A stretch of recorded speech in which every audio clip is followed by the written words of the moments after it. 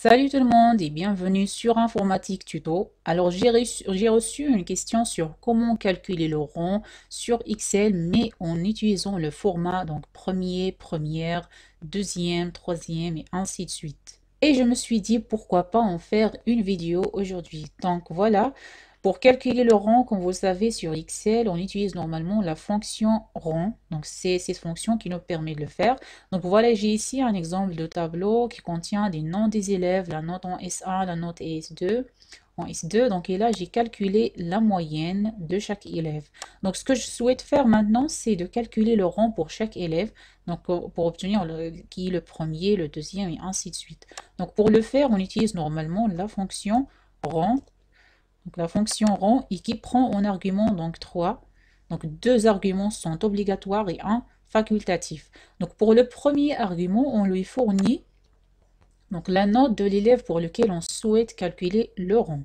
Et puis dans le deuxième argument, on lui donne toute la plage de cellules donc par rapport à lesquelles donc la fonction doit calculer le rang. Donc voilà, je lui donne toutes les notes des élèves.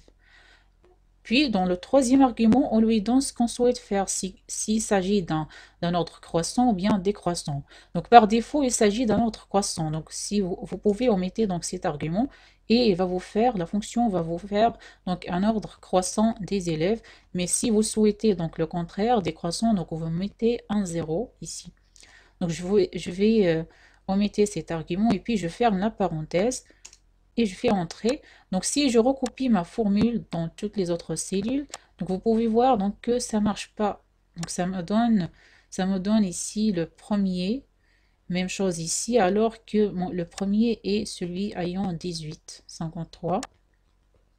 Donc pourquoi et d'où vient ce problème? Donc si je fais un double-clic ici, comme vous pouvez voir, donc cette plage, comme vous pouvez voir, il a été augmenté de 2 cellules.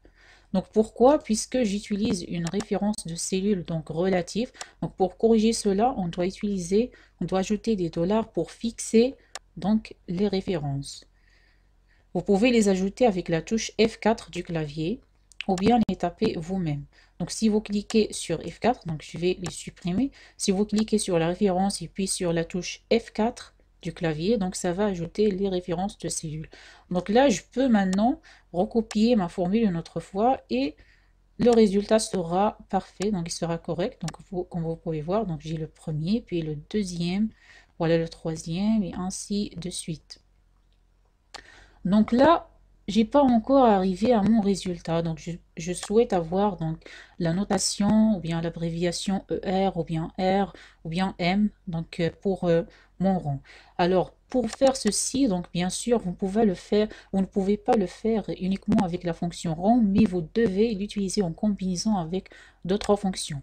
Donc là, ce que je vais faire ici, c'est que je vais concaténer le résultat de la fonction rond avec le résultat d'une autre fonction. Pour ce faire, je vais utiliser au début donc la fonction concaténer. Donc cette fonction permet de fusionner plusieurs textes que vous lui passez en argument. Donc là, concaténer, le premier texte c'est le résultat de la fonction rond et puis point virgule. Donc le deuxième texte, je vais ajouter donc une autre fonction. Donc il s'agit de la fonction si. Donc c'est cette fonction qui va me permettre d'avoir donc l'abréviation ER, donc M, ainsi de suite, donc relativement donc à mon rond. Donc là, la fonction permet de faire un test, donc et selon le résultat de ce test, donc on a des valeurs. Donc là, une valeur c'est vrai et puis une valeur c'est faux.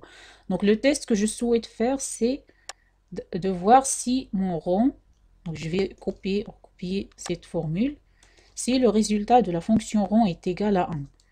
Donc dans ce cas, ce que je vais écrire, c'est ER ou bien R.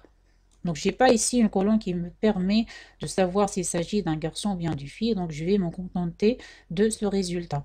Donc, si le résultat de la fonction rond est égal à 1, donc je vais écrire R ou ER ou bien R.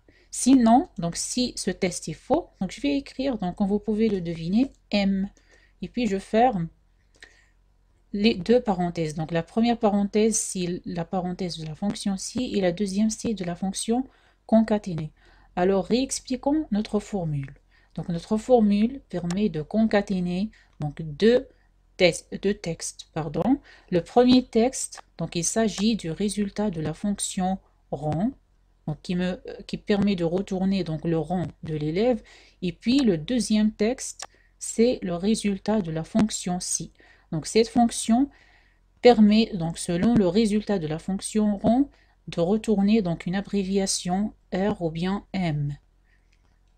Donc lorsque le résultat de la fonction rond est égal à 1, il va retourner R, sinon il va retourner M. Donc je vais faire un entrée, et puis comme vous pouvez voir pour le résultat, donc c'est bien correct si je recopie. Donc voilà, comme vous pouvez voir, j'ai quatrième, deuxième, huitième, donc et ainsi de suite. Donc pour celui-là, j'ai premier.